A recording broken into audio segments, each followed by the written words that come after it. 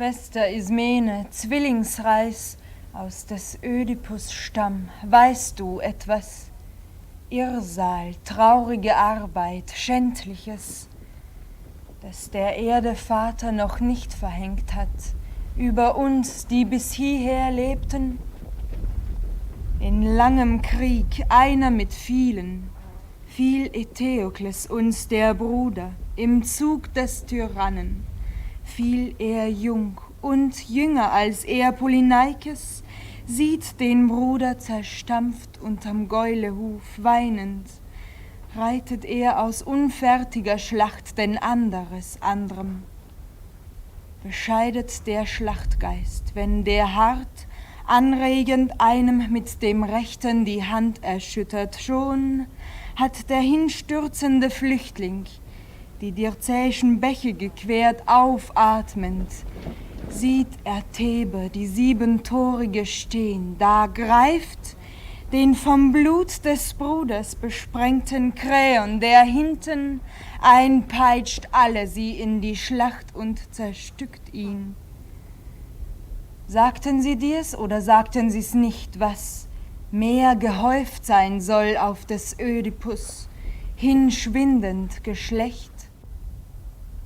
Nicht auf dem Markte zeigte ich mich Antigone, nicht ein Wort kam zu mir von Lieben mehr, nicht ein liebliches und auch kein trauriges, und bin nicht glücklicher und nicht betrübter.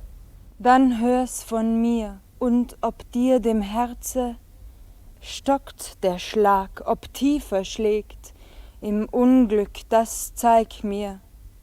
Staub aufsammelnder, du färbst mir, scheint's ein rotes Wort. Hier hast du's, unsere Brüder, beide geschleppt in des Kreon-Krieg um das Grauerz, gegen das ferne Argos beide erschlagen. Sollen nicht beide mit Erde bedeckt sein, der nämlich die Schlacht nicht gefürchtet, Eteokles, soll, so heißt's, nach dem Brauch bekränzt und bestattet sein, aber vom andern, der gestorben ist, armselig. Von Polyneikes Leib heißt's jetzt, man hab es in der Stadt verkündet, dass ihn man berg mit keinem Grab und nicht betraure.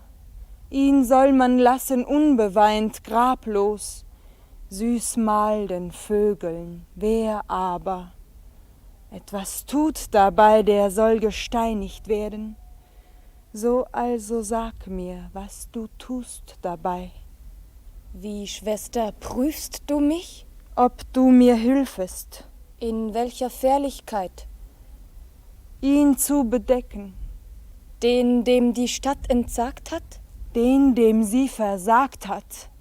Den, der im Aufruhr war? Ja, meinen Bruder und auch deinen. Schwester, man wird dich fangen rechtlos. Aber treulos fängt man mich nicht. Unselige treibt es dich, jetzt zu sammeln unten alle, uns von des Ödipus Stamm? Lass Vergangenes. Jünger bist du doch, weniger Schreckliches. Hast du gesehen, Vergangenes gelassen? Bleibt nicht vergangen. Dies auch denke, Weiber sind wir und dürfen so nicht gegen Männer streiten. Dieweil nicht stark genug und also hörig, hier und noch in viel härterem, also bitt ich die drunten, die nur Erdreich unterdrückt, mir zu verzeihen, da mir Gewalt geschieht, folg ich dem Herrschenden, Vergebliches nämlich zu tun ist unweis. Nicht mehr erbitt ich's. Folg du jedwedem, der befiehlt, und tu, was er befiehlt. Ich aber folge dem Brauch und begrabe den Bruder. Sterb ich daran, was ist's? Gestillt werd ich liegen mit den Stillen. Hinter mich hab ich Heiligs gebracht, dann ist's auch mehr Zeit, dass denen drunten als hier ich gefall, denn drunten wohn ich für immer, du aber lach der Schande und lebe. Antigone wilde, Schande zu leiden ist bitter, aber der Tränen Salz ist auch bemessen, nicht entstürzen, unversiegbar dem Aug sie. Die Schärfe des Beiles endet süß Leben, doch dem Gebliebenen öffnet sie des Schmerzes Ader, nicht rasten darf er im Jammerschreien, und doch selbst schreiend hört er über sich dann der Vögel Geschwirr, und wieder stellen sich ihm durch Tränenschleier die alten heimischen Ulmen und Dächer vor. Ich hass dich, zeigst du mir schamlos die löchrige Schürze mit deines Jammers schwindendem Vorrat, noch liegt auf nacktem Stein Fleisch von deinem Fleisch, ausgestellt den Vögeln des weiteren Himmels, schon ist es dir gestriges. Nur mich aufzuwerfen bin ich nicht gut genug und linkisch und fürcht für dich. Mir rate nicht, komm aus mit deinem Leben, lass aber mich das Minste tun und meines Ehren, wo es mir geschändet, ich bin überall. Nicht so empfindsam hoff ich, dass ich nicht könnt, unschönen Todes sterben. So geh mit deinem Staub, denn irre sprichst du, doch lieb von Lieben.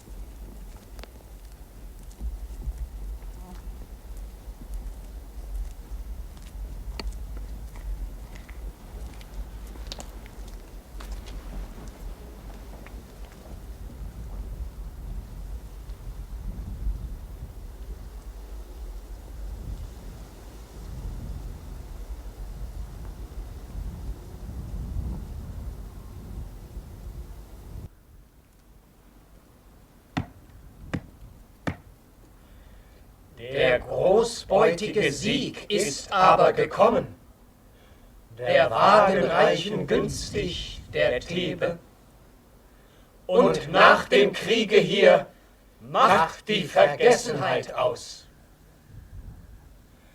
In alle Göttertempel, mit Chören die Nacht durch, kommt her und Thebe die bloße im Lorbeerschurz, erschütternd herrsche der Bacchusreigen.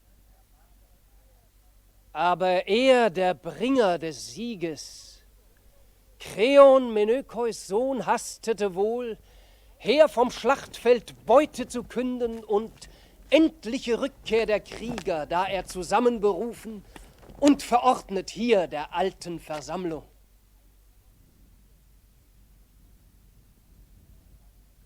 Ihr Männer teilt's mit allen, Argos ist nicht mehr Abrechnung wahr, völlige. Von 11 Stadtschaften entrannen wenige die wenigsten. Wie's von der Thebe heißt, dem Glück. Wirfest du Zwillinge gleich und mürbe, mache dich nicht das Unglück, es selber wird mürbe deines Speeres Durstigkeit. Ward gelöschet mit erstem Trinken, versagt war ihm nicht. Wiederholtes Trinken auf rauen Ruhplatz. Legtest Thebe du das Argosvolk, stadtlos, grablos. Liegt jetzt im Freien, das deiner spottete. Und du siehst hin, wo einst ihre Stadt war, und du siehst Hunde, denen glänzet das Angesicht. Die edelsten Geier fliegen zu ihr, sie schreiten von Leichnam zu Leichnam. Und von dem reichlich bereiteten Mahle nicht in die Höhe können sie steigen. Herr, ein schön Bild von gar Gewaltigem malst du. Und überliefert wird's der Stadt gefallen, wenn klug vermischt mit einem andern Wägen herauf die Gassen fahrend, voll mit eignen. Bald, Freunde, bald, doch zu Geschäften noch nicht. Seht ihr das Schwert mich in den Tempel hängen? Euch nämlich rief aus 2 Ursachen ich aus den Gesamten. Einmal, weil ich weiß, ihr rechnet nicht dem Kriegsgott die Räder nach, am Feind zermalmendem Wagen, noch geizt ihm das Blut der Söhne im Kampfe, doch kehrt er geschwächt unters wohlgeschirmte Dach. Viel Rechnen am Markt, dass ihr mir also den Blutverlust der Thebe zeitig beibringt, als übers Übliche nicht gehend. Dann auch, weil immer die allzu vergebende Thebe gerettet wieder einmal herbeieilt, den keuchenden, Heimgekehrten den Schweiß zu trocknen und nicht achtet besonders, ob's Schweiß ist des zornig Kämpfenden oder nur Angstschweiß vermischt mit Staub der Flucht. Drum decke ich, und ihr sollt's billigen, Theokles, der für die Stadt starb mit bekränztem Grab. Die Memme Polyneikes aber ihm und mir verwandt und Freund des Argos-Volks, lieg unbegraben, so wie dieses liegt. Wie dieses war er Feind, war's mir und Thebe. Und darum will ich, keiner traure auch, dass unbegraben er gelassen sei, schaubar, einmal zerfleischt von Vögeln und von Hunden. Denn wenn für größer ist die Vaterstadt das Leben jemand hält, der gilt mir ganz nichts. Doch wer's gut meint mit meiner Stadt, tot oder lebendig, immer sei er gleich von mir geschätzt. Ich hoff, ihr billigt das. Wir billigen's. So nehmt die Aufsicht denn in dem Besagten. Besetze du mit Jungen derlei Posten. Nicht das, die Wach ist schon für den Entleibten draußen. Und für die Lebenden seien wir die Wach? Ja, weil's gewisse gibt, bei denen das missfällt. Hier ist kein solcher Tor, der gerne stirbt. Nicht öffentlich, doch mancher hat auch nur den Kopf so lang geschüttelt, bis der abfiel. Und das bringt mich zu dem, mehr leider braucht's. Gereinigt muss die Stadt sein. Herr, mein Führer, atemlos schnellste Kunde, eil ich einzuhändigen. Frag nicht, warum nicht, noch schneller der Fuß ist. Mir voraus dem Kopf, oder zieht der Kopf den Fuß nach sich, denn wohin geh ich und wie lange noch in der Sonne ohne Atem, aber doch, immerhin geh ich. Warum so atemlos oder so zögernd? Ich verschweige nichts. Warum sag ich, nicht frei herausgesagt, was ich nicht tat? Und auch nicht weiß, denn ich weiß nicht einmal, wer's dir getan hat, scharf Gericht? Einem so Unwissenden wär entmutigend. Du siehst dich wohl vor deiner eigenen Untat. Eifriger Bote, forderst du den Kranz für gutes Beinwerk. Herr, Gewaltiges trugst du deinen Wächtern auf, jedoch Gewaltiges macht nämlich auch viel Mühe. So sag es jetzt und gehe wieder weiter. So sag ich's jetzt. Es hat den Toten eben begraben eines, das entkam, bestreut die Haut mit Staub, dass ihn der Geier nicht erspäht. Was sagst du, wer hat dies sich unterfangen? Ich weiß nicht, da war keines Spatenstich und keiner Schaufelwurf und glatt der Boden, von Rädern nicht befahren, zeichenlos der Täters war ein Grabmal nicht. Nur zarter Staub, wie wenn man das Gebot gescheut und hätt nicht viel des Staubs gebracht. Und auch des Wilds Fußstapfen nirgends nicht, noch eines Hundes, der gekommen und zerrissen. Wie das der erste Tagesblick uns zeigte, kam's unhold uns all an, und mich erlas das Loses dir zu melden, Führer, und niemand liebt den Boten schlimmer Worte. O Kreon, Sohn Menökeus, könnt was Göttlichs vorgekommen sein? Lass das, mach mich nicht zorniger noch und sag, die Geister hätschelten den Feigen, der kalt die Gruppen ihrer Tempelsäulen und Opfer hätte schänden lassen. Nein, mir nehmen einiges Übel in der Stadt und murren. Und im Geschirre biegen diese mir den Nacken so nicht ein, ich weiß es gut, dass diese das gestiftet mit Geschenken. Denn unter allem, was gestempelt ist, ist schlimm nichts wie das Silber, ganze Städte. Verführt es, Männer reizt es aus den Häusern, jedweder Tat Gottlosigkeit zu wissen.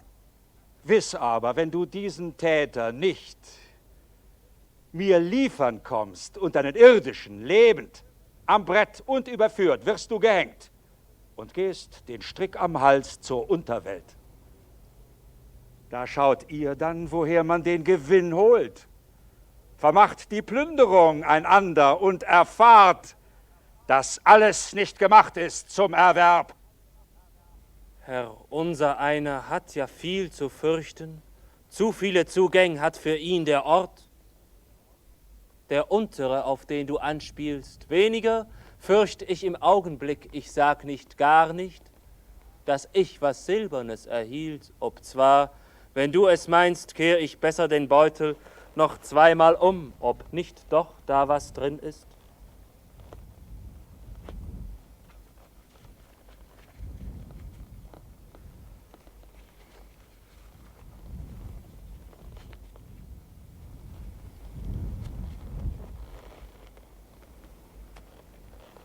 Als dass ich dich erzürn durch Widersprechen. Doch was ich mehr fürcht, ist, ich könnt beim Forschen was Hänfernes erhalten, denn in hohen Händen gibt es für unser einen mehr an Hänfernem als Silbernem, wie du verstehen magst. Gibst du mir Rätsel auf, du Durchsichtiger? Der hohe Tote fand wohl hohe Freunde. Fass sie am Schienbein, wenn du höher ihnen nicht reichst, das weiß ich. Es gibt Verdrossene hier, wie dort, so mancher wird sich zeigen, Freude schlotternd bei meinem Sieg und setzt den Lorbeer angstbeflügelt auf. Ich find sie aus.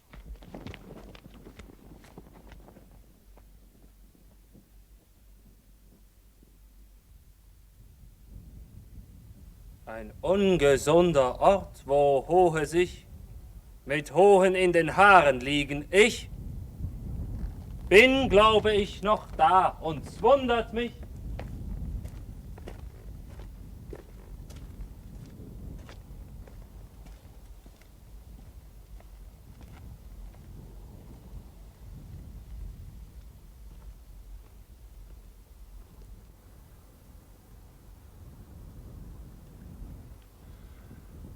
Ungeheuer ist viel, doch nichts. Ungeheurer als der Mensch. Denn der über die Nacht des Meeres, wenn gegen den Winter wehet, der Südwind fähret er aus, in geflügelten, sausenden Häusern.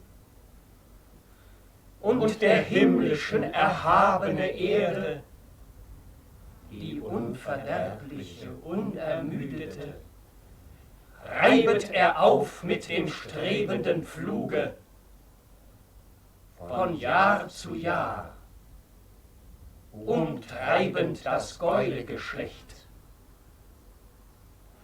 Leicht geschaffener Vogelart bestrickt er und jagt sie, und wilder Tiere Volk, und des Pontos salzbelebte Natur mit listig geschlungenen Seilen, der kundige Mann,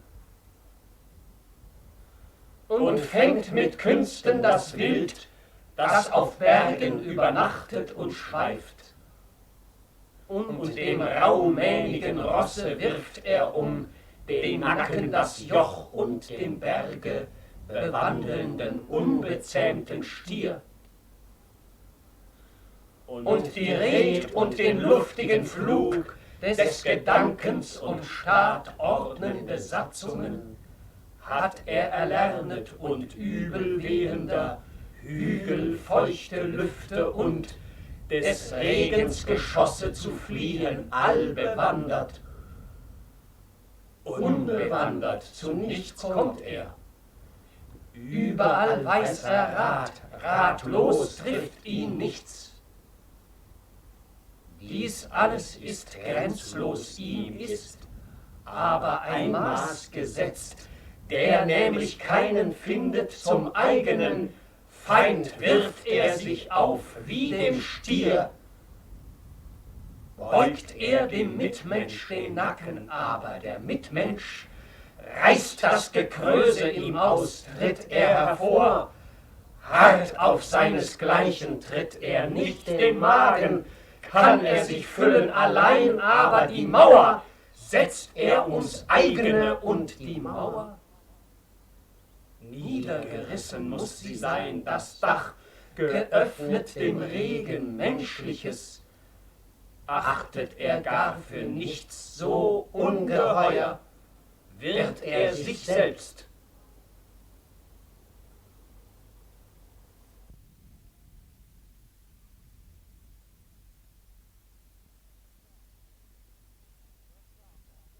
Wie Götterversuchung aber stehet es vor mir, dass ich sie weiß und sagen doch soll, das Kind sei es nicht, Antigone. Unglückliche du, des unglücklichen Vaters des Ödipus Kind, was führt über dir und wohin als Ungehorsame dich? Der staatlichen Satzung. Die ist's, die hat's getan, die griffen wir, wie sie das Grab gemacht. Doch wo ist Kreon? Er kommet eben da zurück vom Hause.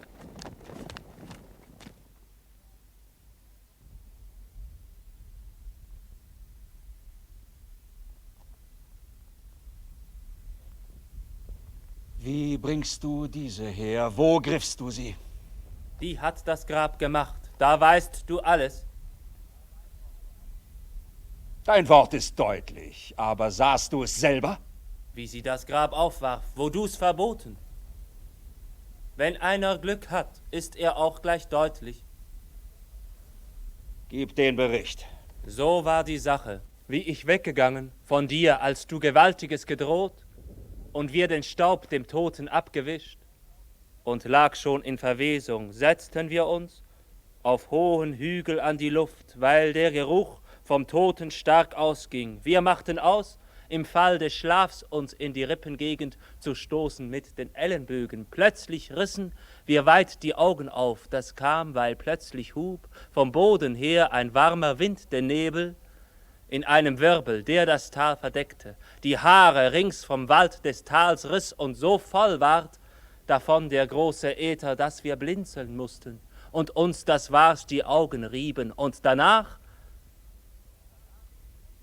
wird sie gesehen und steht und weinet auf.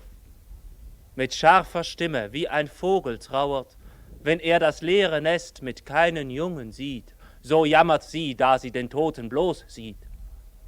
Und sammelt wieder Staub auf ihn vom Eisenkrug, den Toten dreimal mit Ergießungen verschüttend. Schnell liefen wir zu und fassten, die nicht betroffen schien, und klagten sie des Jetzigen und schon Geschehenen an. Sie leugnet aber nichts mehr ab und war lieblich zugleich und auch betrübt vor mir. Sagst oder leugnest du, dass du's getan habst? Ich sage, dass ich's tat und leugne es nicht. So sag mir noch, nicht lange, aber kurz. Ist dir bekannt, was ausgerufen wurde in offener Stadt von gerade diesem Toten? Ich wusste das, wie nicht, es war ja deutlich. Du wagtest, meine Satzung so zu brechen? Weil's deine war, von einem Sterblichen. So mag's ein Sterblicher brechen, und ich bin nur wenig sterblicher als du bist, und wenn aber, Ich sterbe vor der Zeit, ich denk, ich tu's.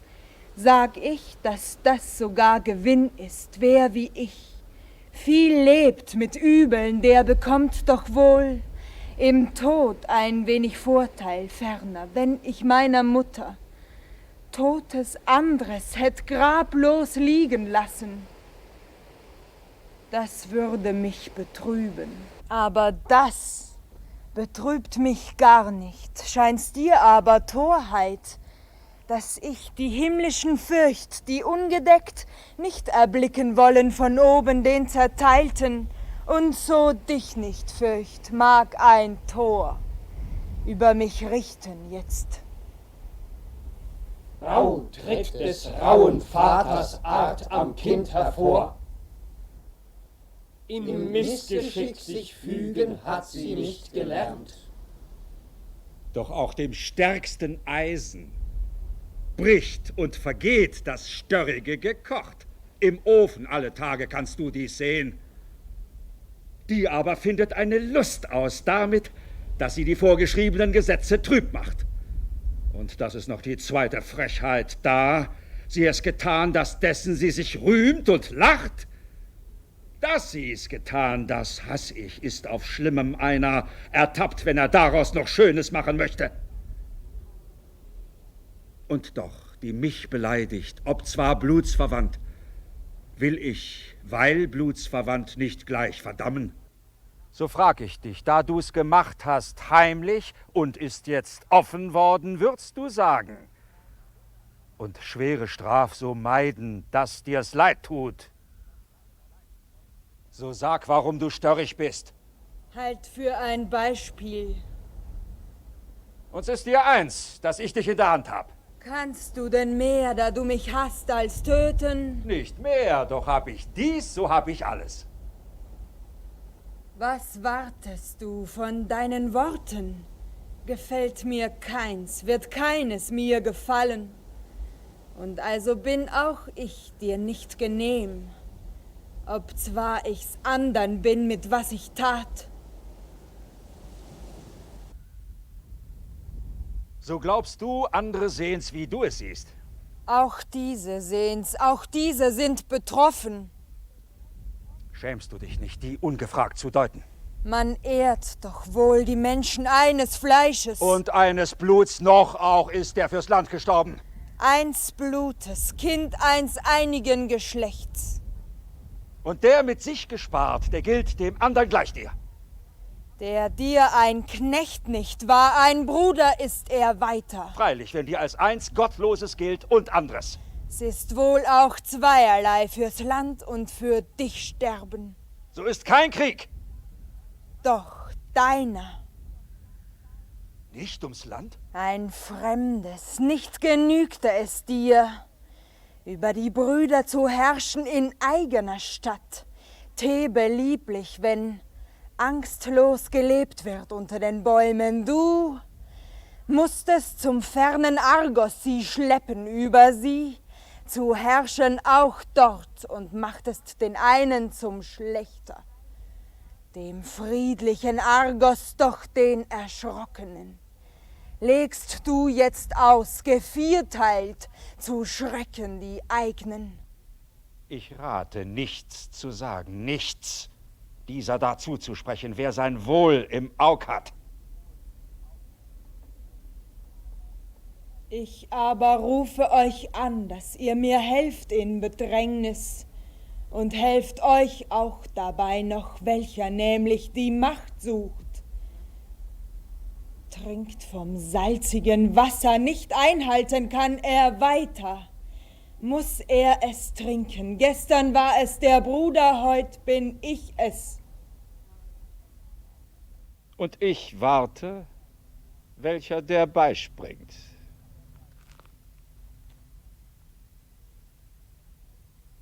Ihr also duldet's und haltet das Maul ihm, und sei's nicht vergessen. Sie bringt es zu Buche. Uneins, so will sie uns haben unterm thebanischen Dach. Du, der nach Einigkeit schreist, vom Zwiste lebst du. Hier erst leb ich vom Zwist und dann im argivischen Feld. Freilich, so ist's. Und wo's der Gewalt gegen andere brauchet, gegen die eignen braucht's der Gewalt dann. Mich dünkt mich, also gönnte die Gute den Geiern. Und nichts machte es viele Thebe so uneins. Fremder Herrschaft einmal zu? Immer droht ihr Herrschenden, doch die Stadt wird uns fallen. Hinfallen wird sie uneins einmal den andern und Fremden. Und wir beugen die Nacken euch und schleppen euch Opfer und hinfällt, also geschwächt einmal den Fremden die Stadt uns. Sagst du mir, ich würfe die Stadt den Fremden zum Mahl vor? Selber wirft sie sich vor ihm, den Nacken dir beugend. Denn es siehet der Mensch den Nacken gebeugt nicht, was auf ihn zukommt. Nur die Erde sieht er, und ach, sie wird ihn bekommen. Schmäh nur die Erde, verworfene, schmäh nur die Heimat. Falsch ist's. Erde ist Mühsal, Heimat ist nicht nur Erde, noch Haus nur, nicht wo einer Schweiß vergoss. Nicht das Haus, das hilflos dem Feuer entgegensieht. Nicht wo er den Nacken gebeugt, nicht das heißt er Heimat. Und heißt es und schirmt's nicht? Dich heißt die Heimat nicht mehr die ihre, sondern verworfen bist du wie beißender Dreck, der besudelt. Wer verwirft mich da? Weniger sind es geworden in der Stadt, seit du herrschst, und werden noch weniger werden. Warum kommst du allein? Du bist mit vielen gegangen. Was vermisst du dich? Wo sind die Jungen, die Männer? Kommen sie nicht mehr? Wie sie doch lüget. Jedermann weiß nur das Schlachtfeld. Ganz zu säubern von letzten Äxten sind sie mir aus noch. Und dir die letzte Missetat noch zu verüben.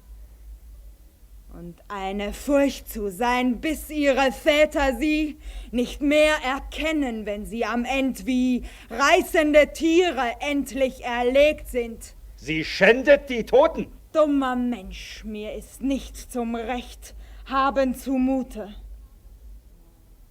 Unglücklich ist sie, zähle ihr nicht das Wort nach. Wann verhehlte ich je die Opfer für das Gewonnene? Aber du vergiss nicht, Rasende, über eigener Trauer Thebes herrlichen Schlachtsieg. Aber die will ja nicht, dass Thebes Volk sitzet in Argos Häusern. Lieber sähe sie Thebe zerschlagen. Besser zwischen den Trümmern der eigenen Stadt. Säßen wir doch und sicherer auch als mit dir in den Häusern des Feinds. Jetzt hat sie's gesagt und ihr hörtet's. Jedwede Satzung bricht sie, die maßlose, wie der Gast, der nicht mehr verbleibend lang noch jemals zurückgewünscht, frech sein Bündel machend die Lagergurte durchschneidet. Aber genommen hab ich nur meins und musst es mir stehlen. Immer nur die Nase neben dir siehst du, aber des Staats Ordnung, die göttliche, siehst du nicht. Göttlich mag sie wohl sein, aber ich wollte doch lieber sie menschlich, Kreon, Sohn des Menökeus. Geh jetzt, uns warst du Feind und bleibst's auch unten Vergessene. Wie der Zerstückte es war, der wird gemieden auch unten. Wer weiß, da kann doch drund ein anderer Brauch sein. Nie wird ein Feind, auch wenn er tot ist, Freund. Aber gewiss, zum Hasse nicht, zur Liebe leb ich. So geh hinunter, wenn du lieben willst. Und liebe dort, mir leben solche hier wie du nicht lang. Aber jetzt kommt aus dem Tor Ismene, die Liebliche, die für Frieden. Aber die Zähre wäscht das vom Schmerze durchgeblutet Gesicht.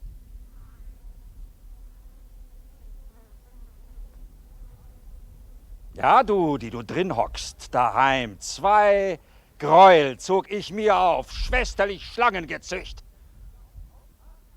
Komm, sag's und gleich.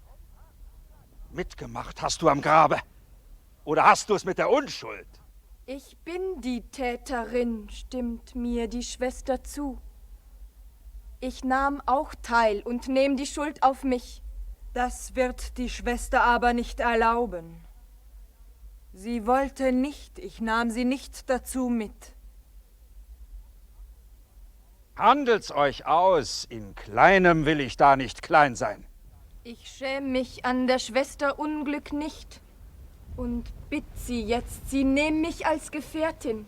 Bei denen, die durchgängigerweise sind und die Gespräche halten miteinander drunten, die mit den Worten liebt, die mag ich nicht.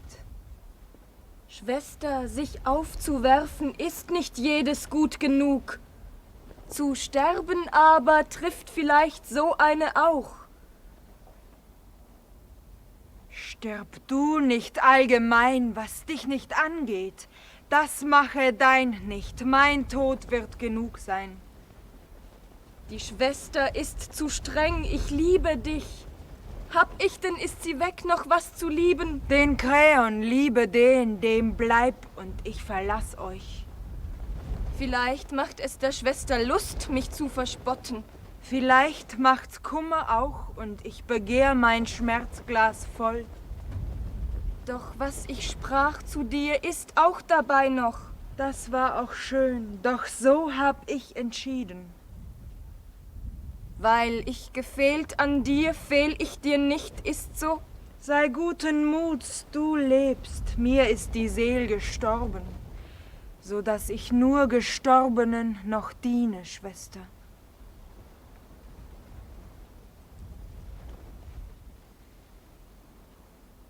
Von diesen Weibern, sag ich euch, wird eben da närrisch die ein und lang schon ist's die andere. Ich kann nicht leben ohne diese. Die Red ist nicht von dieser, die ist nimmer. Du tötest aber deines Sohnes Braut auch. Es gibt mehr als einen Acker, wo man pflügen kann. Zum Tode mach dich fertig, dass du aber weißt, wann's sein wird, wenn zum Bacchus reigen Thebe, die Trunkene, mir zum Tanz tritt. Schaff! Die Weiber fort!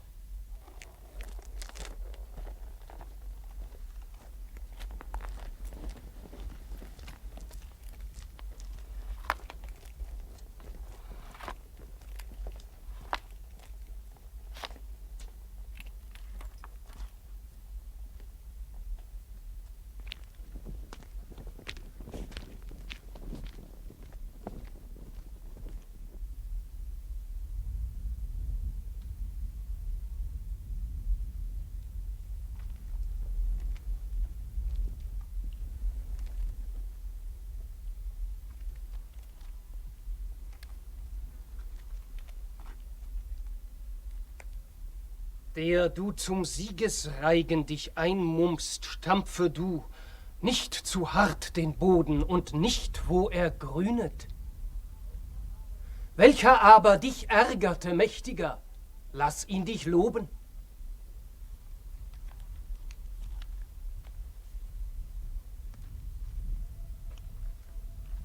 Nicht zu tief wirf ihn hinab, dass du ihn nicht mehr siehst. Dort nämlich und auf den Grund gekommen liegt dir der nackte Getrost der Scham. Ganz entäußert er sich, erschrocken und schrecklich. Wirft der Verworfene sich auf, der Entmenschte entsinnt sich einstiger ausgelebter Gestalt und erhebt sich ein neuer.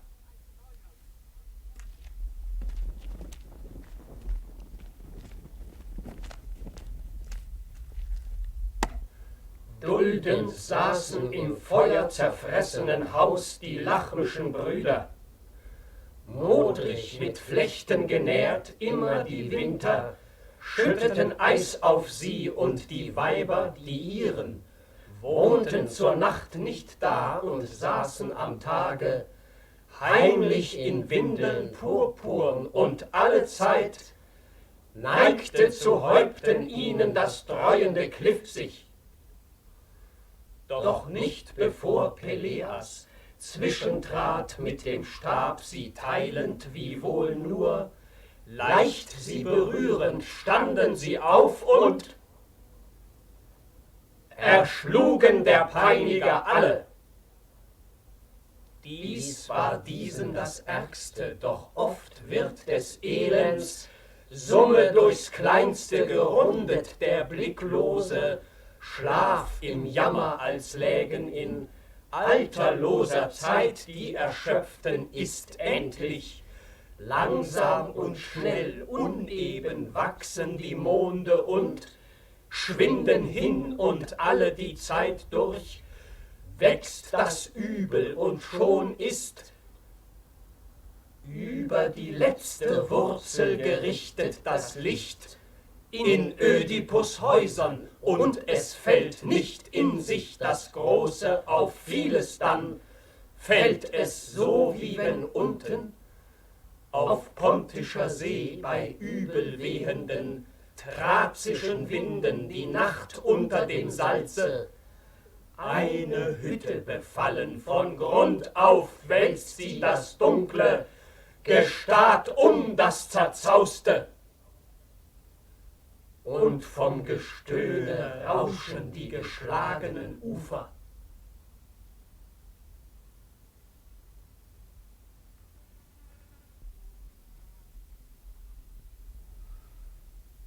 Hämon kommt hier von deinen Söhnen, der Jüngergeborene. Bekümmert ist der, dass ihm untergehen soll Antigone, die junge Frau, die hochzeitliche,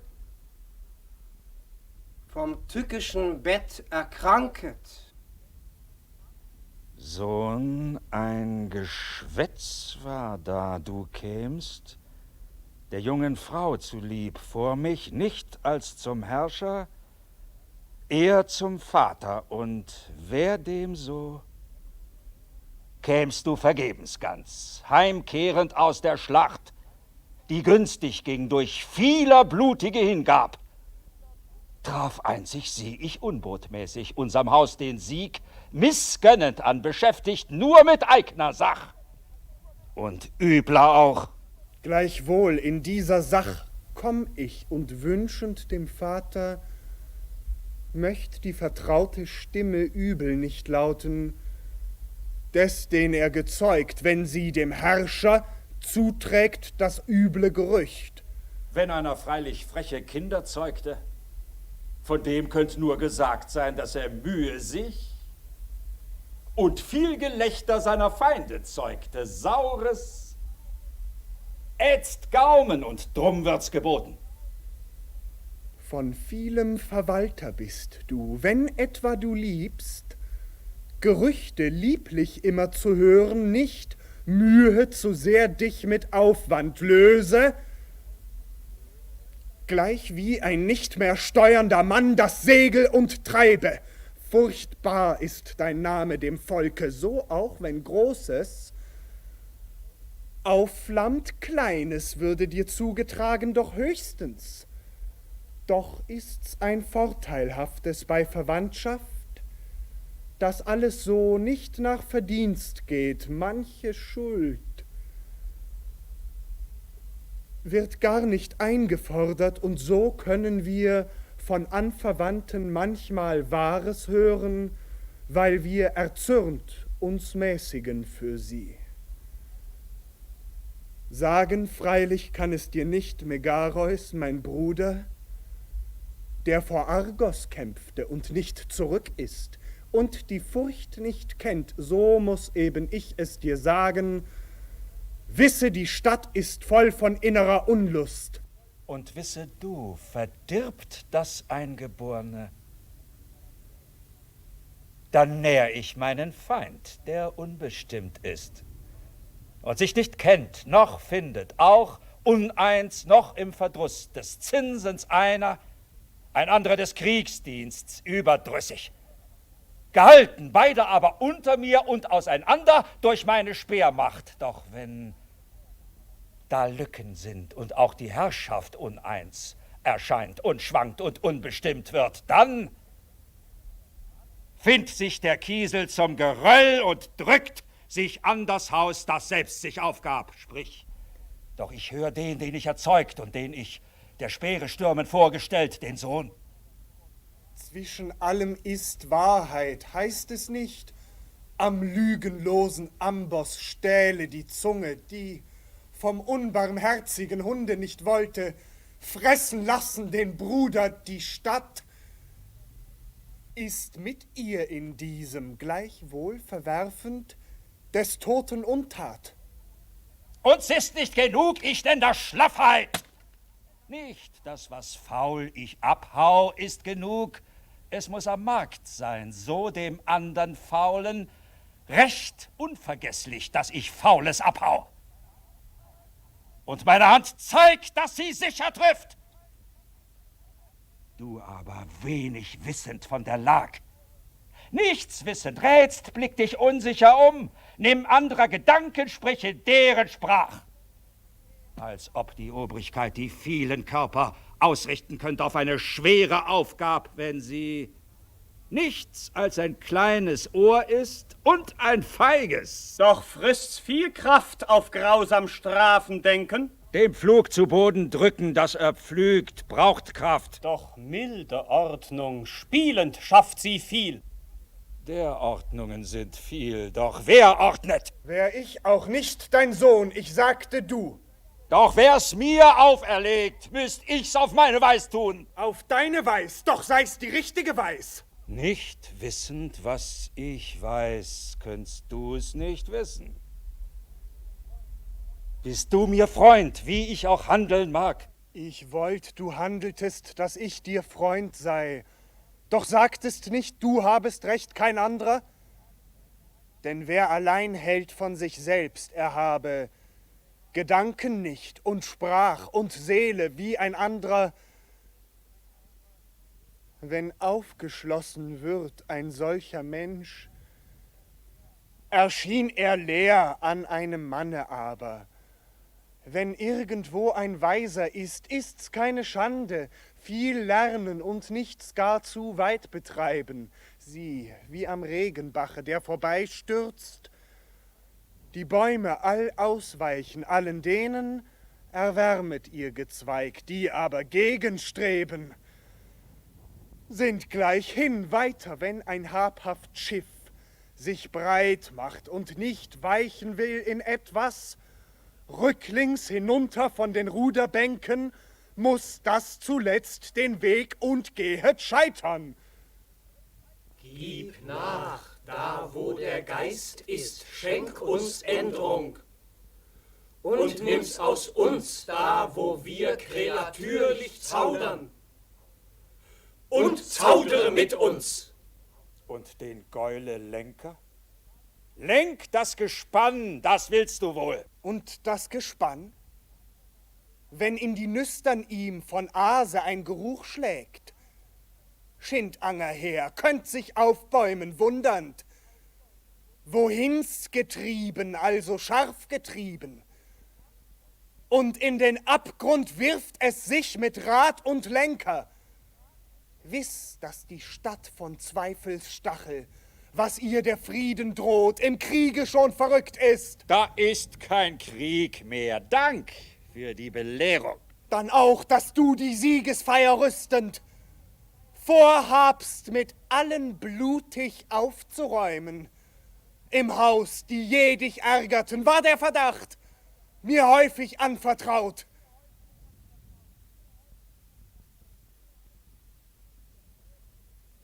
Von wem?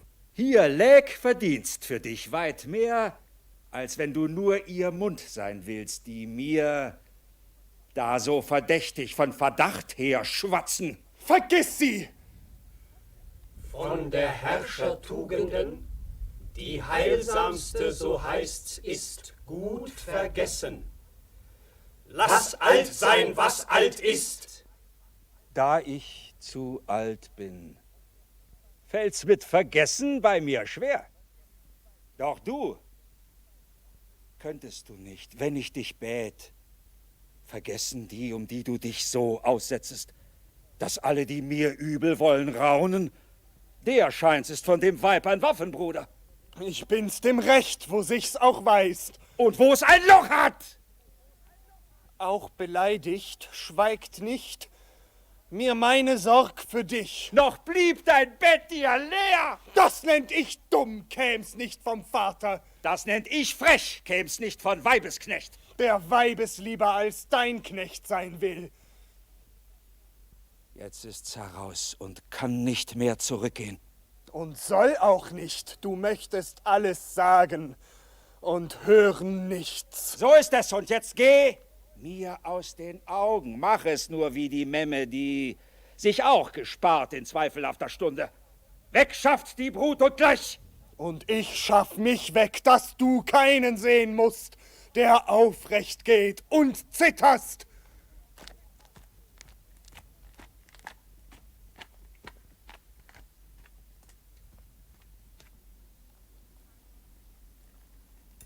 Herr, der im Zorn da wegging, ist dein Jüngstgeborener. Doch rettet er vom Tode nicht die Weiber. So denkst du, beide also nun zu töten? Nein, die sich fernhielt nicht, da hast du recht. Und denkst du über jene nach, wie willst du töten? Sie führen aus der Stadt, wo jetzt des Bacchus Reigen die Sohlen der meinen hebt, aber die Schuldige sei verwahrt, wo einsam der Menschen Spur ist. Lebend im Felsgrund mit Hirse und Wein nur, wie es den Toten gebührt, als wär sie bestattet selbst. So verfüg ich's! Dass nicht die Stadt zu Schanden mir werde vollends.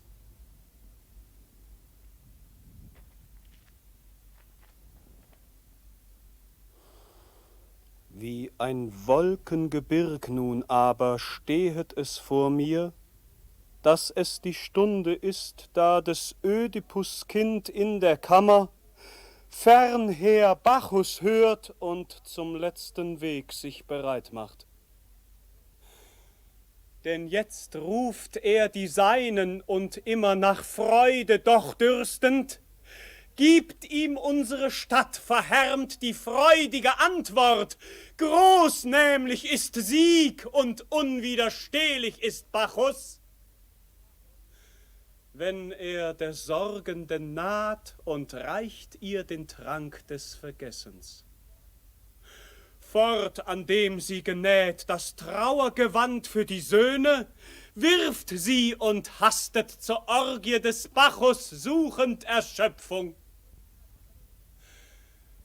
Geist der Lüste im Fleisch, dennoch Sieger immer im Streit, die blutsverwandt selbst, wirft er untereinander der mächtig Bittende.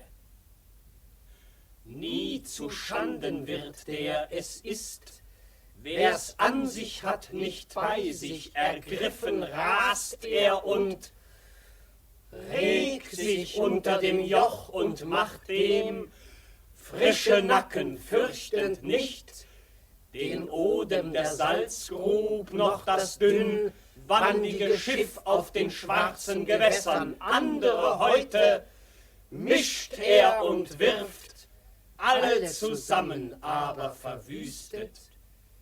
Nicht das Erdreich mit der Gewalt der Hände, sondern friedlich ist er vom Anbeginne dem Werden großer Verständigungen gesellet, unkriegerisch nämlich, spielt da die göttliche Schönheit mit. Jetzt aber komm ich eben selber aus dem Takte und halten kann ich nicht mehr die Quelle der Tränen da. Jetzt Antigone soll die toten Geschenke, Hirse und Wein empfangen. Bürger der Vaterstadt, seht mich gehen den letzten Weg und das letzte Licht anschauen der Sonne. Und nie das wieder? denn der alle bettet einst, der Todesgott. Lebendige führt er mich zu des Acheron Ufer und wird mir keine Hochzeit, kein bräutlich Lied feiert mich, Braut des Acheron bin ich. Aber bekannt gehst, geleitet mit Lob du, hin in diese der Totenkammer. Siechtum raffte dich nicht des Eisens, Handlohn das Eisen empfingst du nicht, sondern dein eigen. Leben lebend gehst du lebendig hinab in die Totenwelt. Weh mir, sie spotten meiner, die noch nicht untergegangen, die noch am Tag ist, Stadt und o meiner Stadt.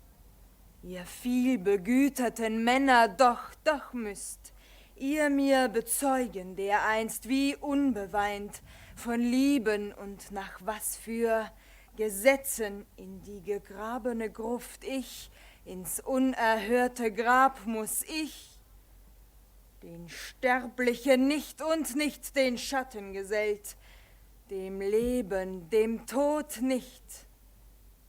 Macht, wo es die gilt, die weichet nicht, dich hat verderbt. Das zornige Selbsterkennen. O mein Vater, o unglückliche Mutter, von denen einmal ich trübsinnige kam, zu denen im Fluche mannlos zu wohnen ich komme. O mein Bruder, süß zu leben gefallen, mich auch, die nur noch da war, ziehst mit du hinab.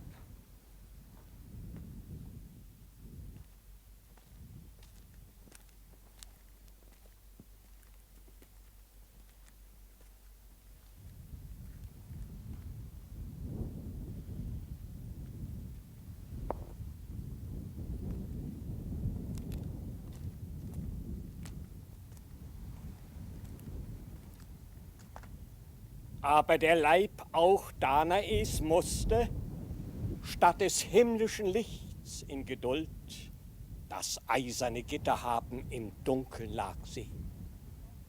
Und doch war sie aus großem Geschlecht Kind und zählte dem Schöpfer der Zeit dann die Stundenschläge, die goldenen. Jammervoll hört ich starb, die aus Phrygien kam, Tantalus Tochter auf Sipylos Gipfel.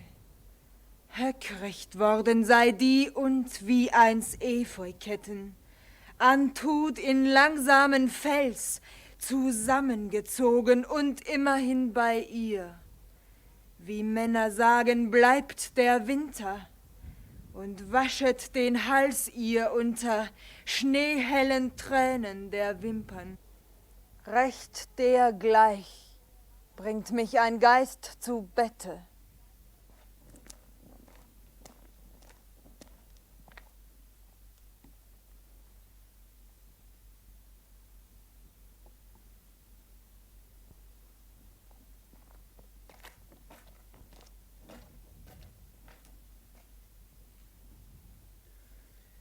Heilig gesprochen, jedoch heilig gezeuget, ist die, wir aber erd- und irdisch gezeuget.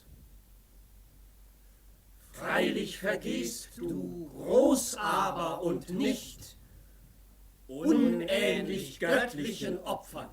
Und schon gebt ihr seufzend mich auf, nach oben blickt ihr ins Bläulichte nimmer, ins Aug mir, und doch hab ich nur Heiliges, heilig betrieben. Auch gehascht ward behend des Drias Sohn in begeistertem Schimpf der Unbill von Dionysos und mit stürzenden Steinhaufen gedecket und kennen lernt er, im Wahnsinn tastend den Gott mit schimpfender Zunge. Und besser wär's auch, ihr sammeltet ein den Schimpf der Unbill und trocknet ihn mir von Zähren und nutzt ihn nicht, weit blickt ihr.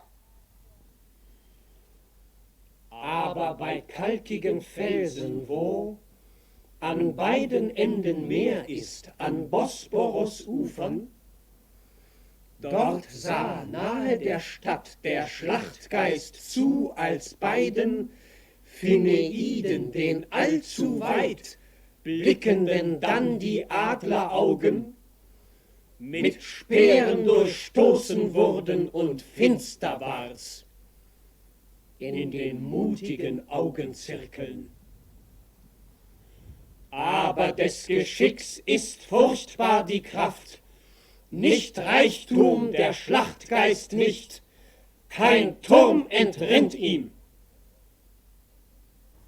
Nicht, ich bitt euch, sprecht vom Geschick, das weiß ich, von dem sprecht, der mich hinmacht, schuldlos, dem knüpft ein Geschick, denkt nämlich nicht, ihr seid verschont, ihr Unglückseligen, andere Körper zerstückte, werden euch liegen, unbestattet, zuhauf um den Unbestatteten ihr, die dem Krähen den Krieg über unheimische Marken schlepptet, so viele Schlachten auch dem Glücken, die letzte will euch verschlingen, ihr, die Beute rieft nicht, volle Wagen werdet ihr kommen sehen, sondern leere euch beweine ich Lebende.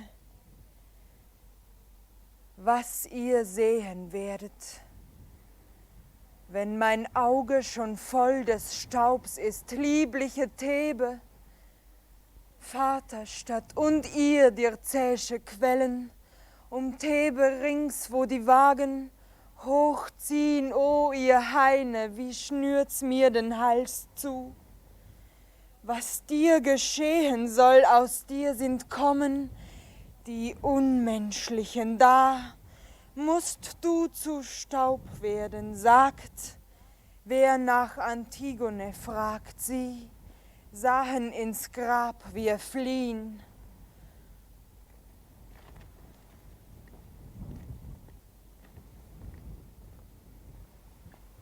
Wandte sich um und ging weiten Schrittes, als führe sie ihren Wächter an. Über den Platz dort ging sie, wo schon die Säulen des Siegs ehern errichtet sind. Schneller ging sie da, schwand.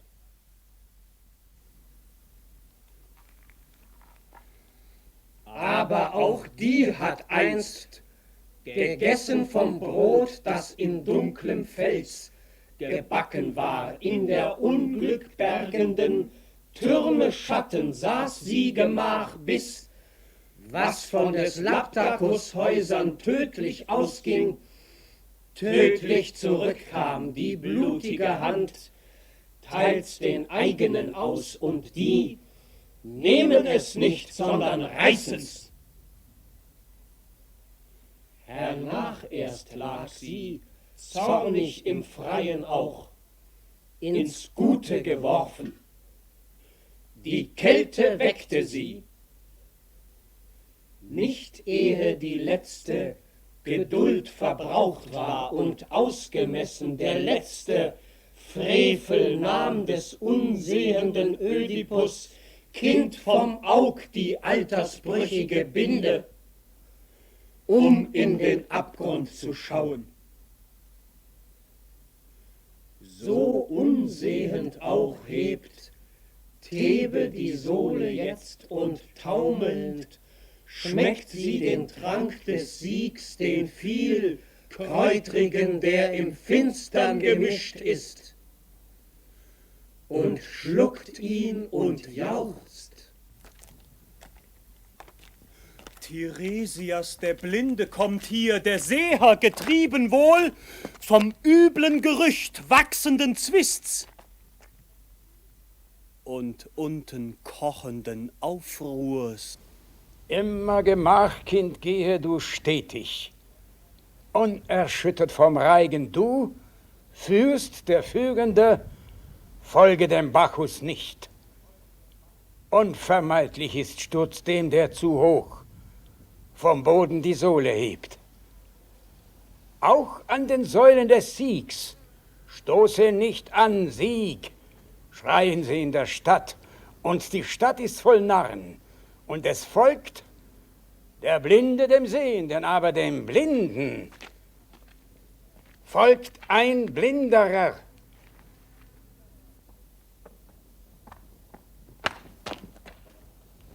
Was ist das, was du murmelst? Mürrischer da vom Krieg. Das ist das, weil du tanzest, närrischer vor dem Sieg. Störrischer Greis, sehr, dessen, was nicht ist, aber rings errichtete Säulen, ragende. Siehest du nicht? Sehe ich nicht und unverstellt bleibt der Verstand mir, und drum komm ich, ihr lieben Freunde, denn auch des Lorbeers Blätter, die fetten, weiß ich ja selten, ehe sie mir dürre geworden rascheln. Oder ich beiße sie an und schmecke Bitteres darin und weiß, es ist Lorbeer. Feste hast du nicht gern, sogleich dann sprichst du mit furchtbarerem Mund uns. Furchtbares sah ich, hört, was die Vogelschau der Theber ausmacht, die so trunken vom frühen Sieg ist und vom dröhnenden Geruf des Bacchusreigens taub auf altem Stuhl saß ich, wo vor mir ein Hafen aller Vögel. Da hört ich in den Lüften es sich regen, mörderisch, und war ein Wüten sich mit Klauen zerren. In schlachtendem Geflügel fürchtend prüfte ich die schnell entzündeten Altäre, und an keiner Stelle fand ich gutes Feuer an, nur Rauch wälzte sich tranig auf, und das Opferviehs Schenkel sahen offen aus dem Fett, das sie bedeckte. Sehr böses Zeichen an des Siegestag und freudefressendes Gerücht. Dies wär der zeichenlosen Orgien tödliche Erklärung. Du, Kreon, bist, durch den die Stadt erkrankte, denn die Altäre sind und Feuerstellen entweiht von Hund und Vogel, die sich sättigten vom unschicklich gefallenen Sohn des Ödipus. Drum nicht mehr rauscht der Vögel wohlbedeutendes Geschrei her, denn es hat von totem Menschen das Fett gegessen, aber den göttlichen schmeckt solcher Rauch nicht. Drum weich du dem Toten und verfolge nicht den, der dahin ist. Deine Vögel, Alter, fliegen dir schön, ich weiß das, flogen sie, doch auch für mich, nicht eben ungeschult, bin ich im Handel und der Seherkunst. Da ich nicht geizig bin, so steckt dir Elektrum ein von Sardes und von Indien Gold, doch wiss ich, lass die Memme nicht begraben und fürcht Erkrankungen des Himmels nicht. Kein Mensch regt Götter an, ich weiß das. Es fallen aber, alter Mann, von Sterblichen auch sehr gewaltige, sehr wüsten Fall, wenn solche Worte sie, die wüst sind, schön aussprechen, Vorteils wegen.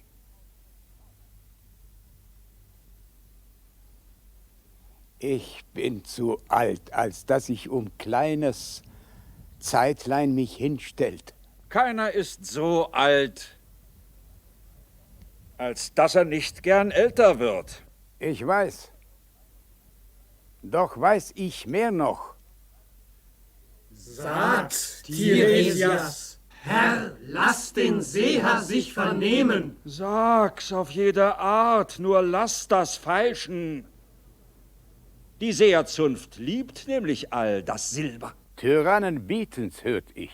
Und wenn eines blind ist, dann beißt man in die Münze und man weiß, s ist Silber. Und ich wollt, du bötst mir keines. Denn keiner weiß im Krieg, was er behält. Sei's Silber, sei's Söhne, sei's die Macht. Der Krieg ist aus. Ist er's? Ich fragt dich was. Da ich, wie du mir sagst, nichts weiß, muss unser einer fragen, da ich ins Zukünftige, wie du mir sagst, nicht schauen kann, muss ich ins Jetzige und Vergangene sehen und bleib in meiner Kunst so und ein Seher. Zwar ich sehe nur, was ein Kind sieht, das den Siegessäulen.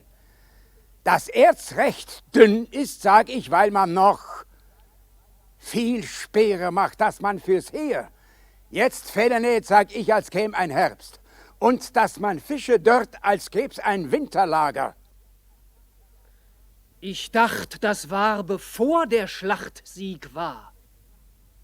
Und ist jetzt abbestellt und Beute käm. Mit Erz und Fisch aus Argos jetzt. Und Wächter gibt es Haufen, ob sie viel, ob wenig sie bewachen, niemand weiß es. Aber großes Zerwürfnis gibt's in deinem Haus und kein Vergessen. Nach glücklichem Geschäfte üblich, und es heißt, dass Hämon ging dein Sohn von dir verstört, weil du Antigone ihm anverlobt, in einen Felsgrund warfst, wie die dem Bruder. Denn Polyneikes wollt ein Grab aufmachen, weil du den niederschlugst und grablos ließest, wie er sich wider dich erhob, weil ihm dein Krieg den Bruder nahm, Eteokles. So weiß ich grausam dich in Grausamkeit verstrickt. Und da ich nicht von Silber dumm bin, frag ich. Die zweite fragt, warum du grausam bist. Kreon, Menökeus Sohn, ich mach dir's leichter. Ist's, weil es dir für deinen Krieg an Erz fehlt? Was ist's, das du gemacht hast, Törichts oder Übles? Dass du jetzt Übles machen musst und Törichts weiter. Du doppelzüngiger Schurk. Halbzüngiger wäre schlimmer. Ich habe jetzt meine Doppelantwort, sie heißt keine. Und ich verknüpfe nichts mit nichts und sag, Misswirtschaft schreit nach Großen, findet keine. Krieg geht aus sich heraus und bricht das Bein. Raub kommt von Raub und Härte brauchet Härte. Und mehr braucht mehr und wird am End zu nichts. Und hab ich so zurückgeschaut und um mich, schaut ihr voraus und schaudert. Führ mich fort, Kind.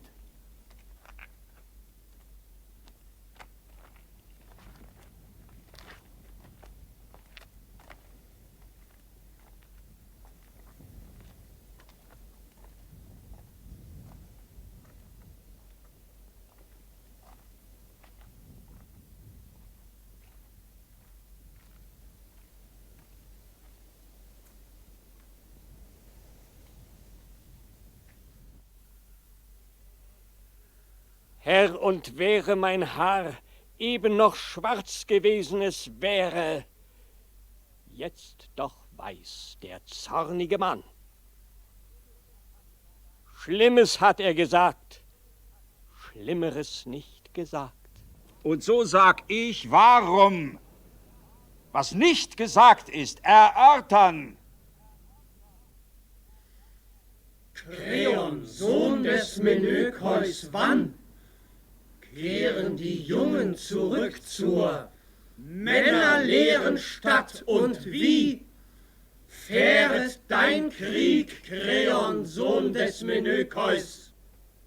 Da nun jener übelwollend ein Auge auf dieses gelenkt hat, sag ich's, den uns das tückische Argos gemacht hat, der Krieg am Ende, ist er noch nicht und fähret nicht zu gut, als ich den Frieden befahl, fehlt ein kleines nur, und dies durch Polyneikes Verrat.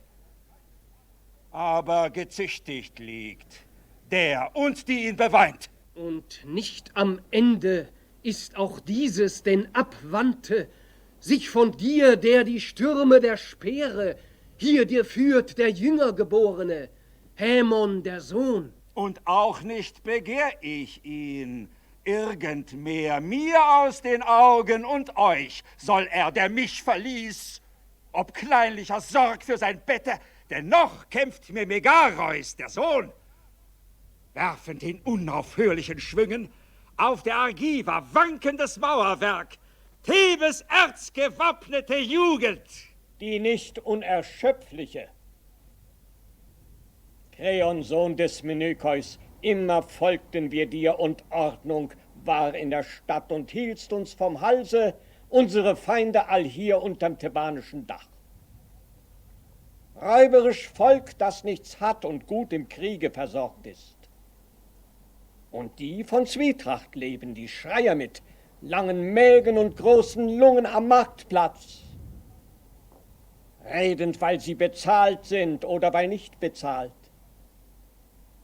Jetzt schreien sie wieder und haben misslichen Stoff auch, hast du denn etwa allzu Gewaltiges anbegonnen, Sohn des Menökeus? Da ich auf Argos zog, wer hat mich geschickt, dass Erz im Speer ging, Erz zu holen im Berg? Auf euer Geheiß, denn Argos reich ist's an Erz. Und so an Speeren reich, wie es scheint. Manches Üble hörten wir da und verwarfen's, dir vertrauend, mit den Berichtern und stopften das Ohr zu, fürchtend die Furcht und schlossen das Auge, wenn enger du den Zügel zogst. Nur einen noch Zug am Zügel und eine Schlacht noch, sagtest du, braucht's doch jetzt. Fängst du schon an, mit unseresgleichen zu handeln, als mit dem Feind und grausam führst du den Doppelkrieg? Den euren, den deinen.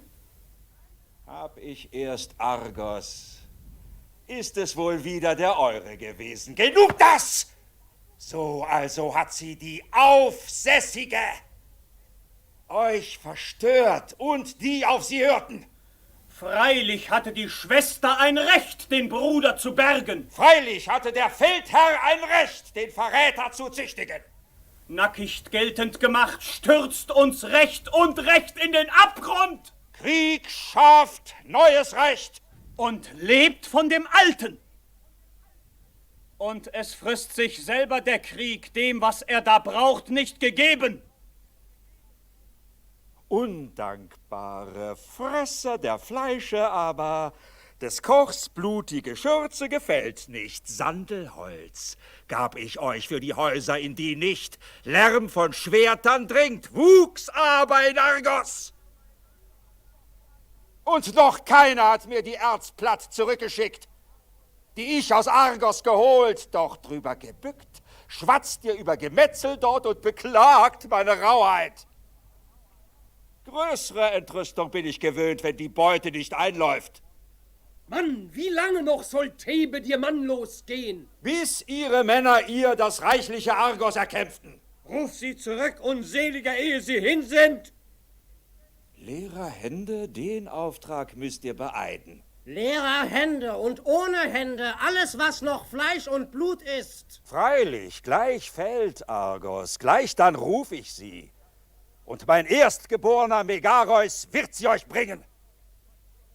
Und seht zu, dass Tür und Tor nicht etwa zu klein sind, hoch genug für solche nur, die sich niedrig bewegen. Schultern von Männern größeren Ausmaßes könnten ansonsten hier ein Palasttor und dort ein Schatzkämmertürchen mit eindrücken. Und sie mögen euch auch mit solcher Freude ergreifen, dass sie beim Wiedersehen euch Hände und Arme selbst aus den Gelenken schütteln und presset stürmisch an die ängstliche Brust der Panzer, achtet der Rippen. Denn ihr werdet am freudigen Tage mehr nacktes Eisen sehen als am verwaisten mancher zögernde Sieger ward schon mit Ketten bekränzt und tanzte mit sinkenden Knien. Elender, willst du uns drohen mit den eigenen? Willst du die eigenen peitschen auf uns jetzt? Ich will's mit dem Sohn, mit Megareus besprechen.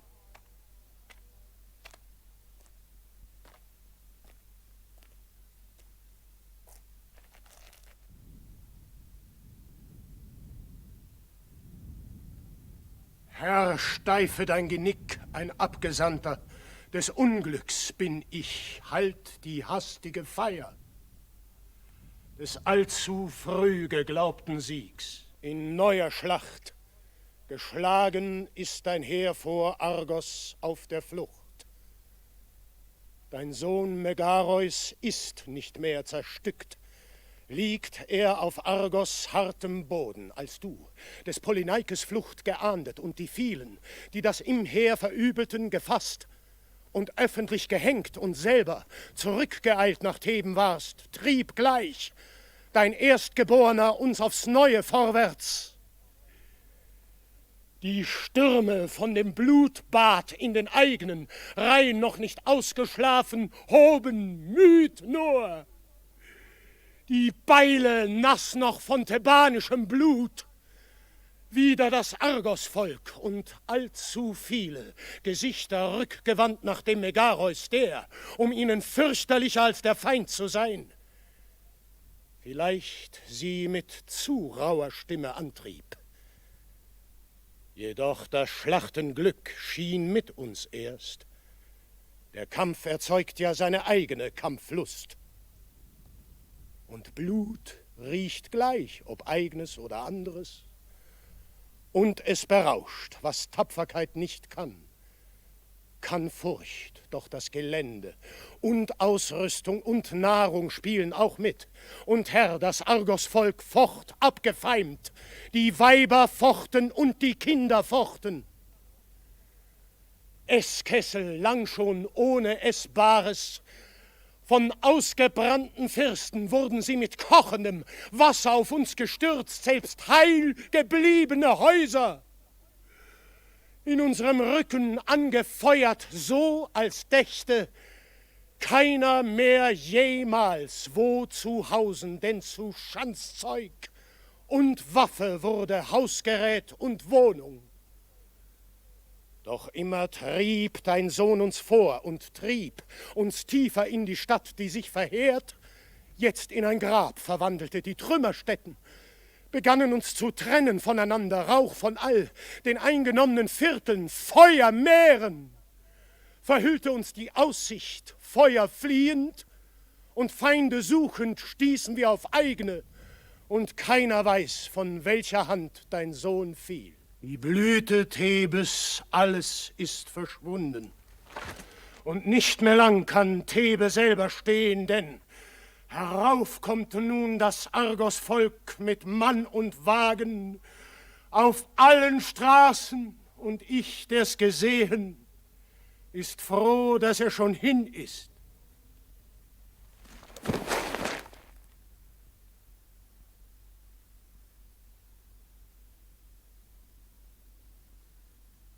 Weh uns! Megareus Sohn!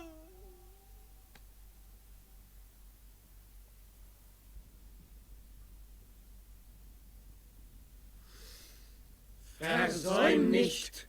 Zeit mit Klage, sammle die Stürme! Sammle das Nichts im Sieb! Im Siegesrausch hüpft die Thebe und all herauf, mit grauem Eisen ziehet der Feind. Uns zur Täuschung gabst du das Schwert weg, jetzt magst du des andern Sohns dich erinnern. Hole den Jüngeren! Ja, Hämon, letzter, ja, mein Jüngstgeborener. Komm jetzt zu Hilf im großen Verfalle, vergiss was ich gesagt, denn da ich mächtig war, war ich nicht meiner Sinne mächtig. Zum Felsgrund, eile und löse die Grabschütterin schnell. Antigone, löse! Wenn ich die ausgrab, steht ihr zu mir dann, ihr habt alles geduldet, wo ihr's nicht fordertet, das verwickelt euch! Geh! Beile! Beile!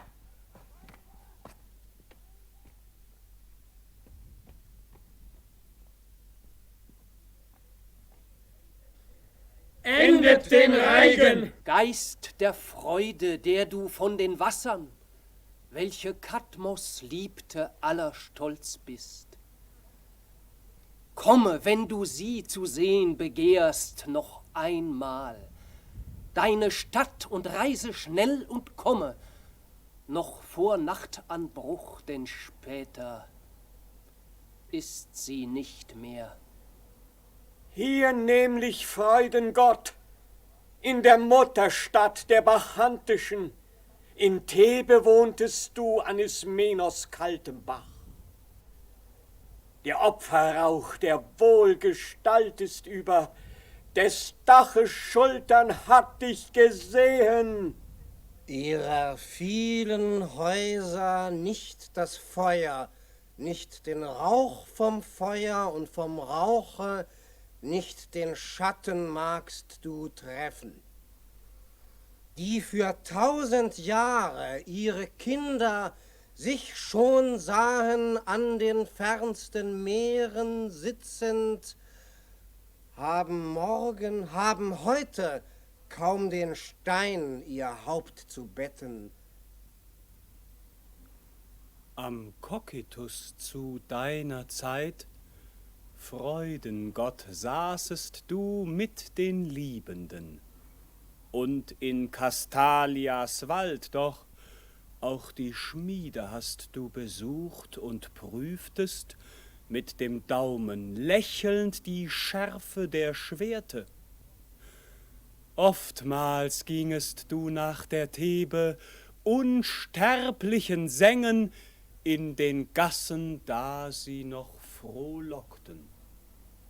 Ach, die Eisen hauten in das Eigne, doch den Arm frisst dennoch die Erschöpfung. Ach, Gewalttat braucht ein Wunder, und die Milde braucht ein wenig Weisheit. Also jetzt der viel geschlagene Feind über unseren Palästen steht er und weist, voll blutiger Speere rings, das siebentorige Maul. Und davon geht er nicht, ehe von unserem Blut er die Backen gefüllt. Dort aber naht der Mägde eine, teilend der fliehenden Gewühl mit Botschaft, sicher von Hämon, welchen der Vater vor die rettenden Stürme gestellt hat. Oh, viel verbraucht, oh, letztes Schwert zerbrochen. Hämon ist hin, von eigenen Händen blutend. Ich war ein Augenzeuge, was bevor geschehen. Hab ich von Knechten gehend mit dem Herrn zum hohen Felde, wo vom Hund zerfleischt der arme Leichnam lag des Polyneikes. Sie wuschen schweigend ihn und legten ihn in frische Zweige, so viel übrig war, und einen kleinen Hügel sorgsam erbauten sie von heimatlicher Erde. Vorausgeeilt mit andern nahte sich der Herr dem Grab im Felsgrund, wo wir Mägde standen. Es hörte aber eine Stimme und laute Klage rufen in der Kammer und lief dem Herrn entgegen, ihm's zu sagen.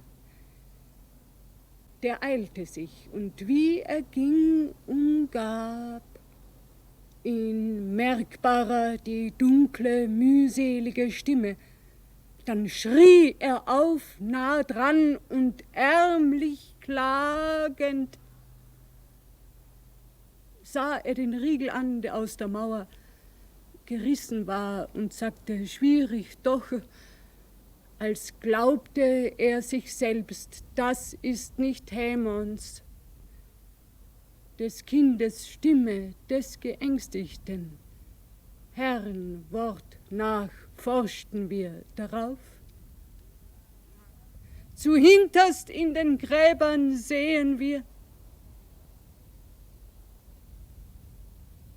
am Nacken hängend sie Antigone, aus Linnen eine Schlinge um den Hals. Und ihn dahingestreckt zu ihren hohen Füßen, jammernd ums Brautbett und den Abgrund drunten.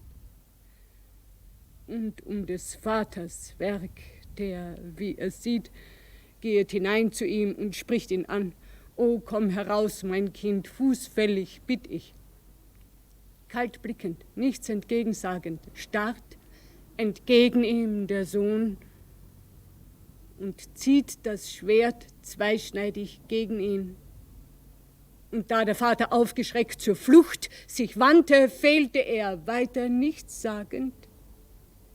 Stößt er sich stehend langsam die Spitze des Schwerts in seine eigene Seite, wortlos fällt er.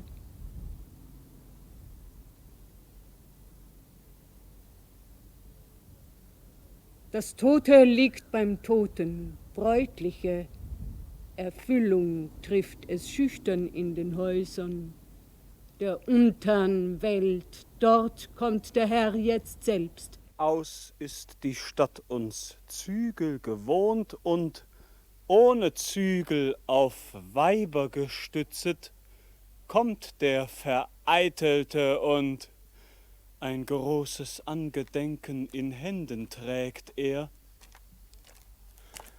An dummes Rasen.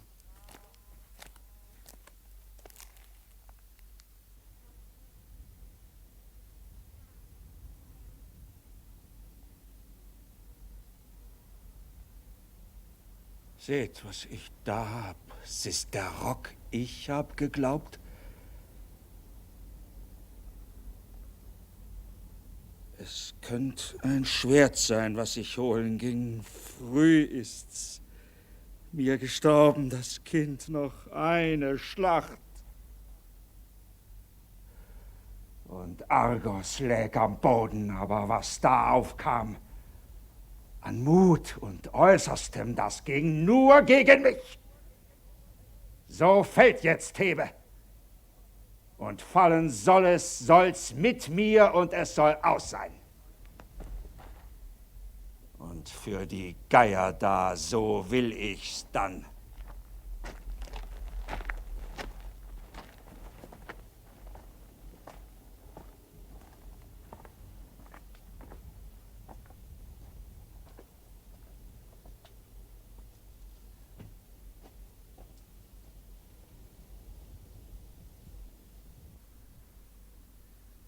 Und wandte sich um und ging in Händen nicht mehr als ein blutbefleckt Tuch von des Labdacus ganzem Haus in die stürzende Stadt hin.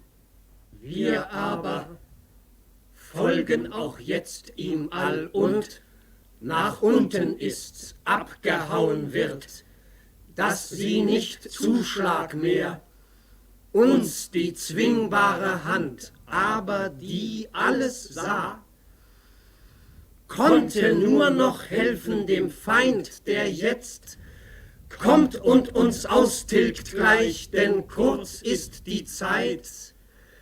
Allumher ist Verhängnis und nimmer genügt sie, hinzuleben, undenkend und leicht, von Duldung zu Frevel und weise zu werden im Alter.